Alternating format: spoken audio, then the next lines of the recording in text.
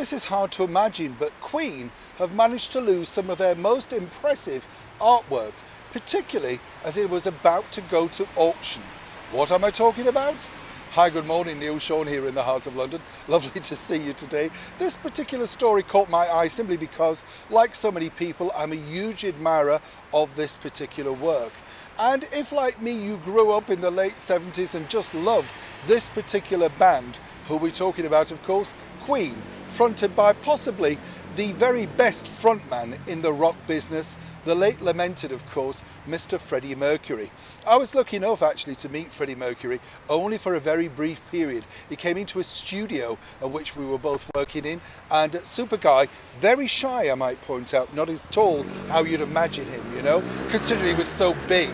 Yeah, on the screen and on the stage, just a bit of a shy guy. What a composer, what a performer. This particular story all stems back to their iconic 1975 album, A Night at the Opera. Now, A Night at the Opera was a wonderful album. It had so many great tracks, including You're My Best Friend, and my particular favourite, which Freddie wrote, Death on Two Legs, which was all about his former agent who scammed him. Know all about that.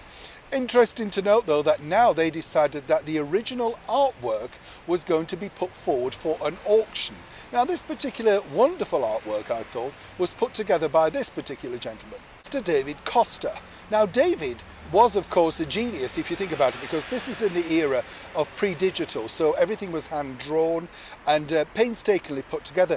The Gatefold album, for those that are old enough to remember, I remember buying this album for £3.90 from W.H. Smith's. That was a lot of money then. And do you remember when Smith sold albums? And I thought, genuinely, because it was a Gatefold album, that there were two records inside. I didn't understand the complex. I was very young, you know.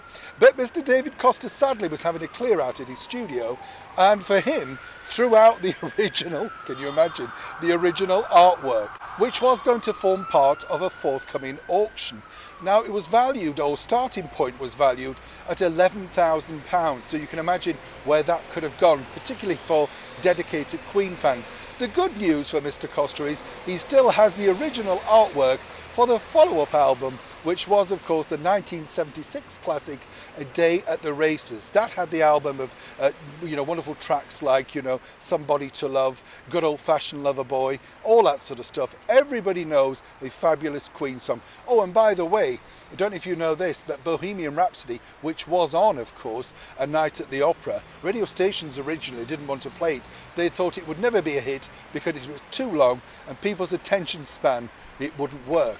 It was all down to a very crazy, zany and very talented Kenny Everett, who was on a London radio station, who kept playing it one day, and that's what made it a hit. As I say, if you're a fan of Queen, look out for that particular auction soon. And if you do have original albums by Queen, like A Day at the Races, Night at the Opera, News of the World, Sheer Heart Attack, and they are signed by any of the original members of the band, starting prices go at £5,000. So it truly could be a night at the opera, just about money-wise, if you manage to sell it. Neil Sean in the very heart of London.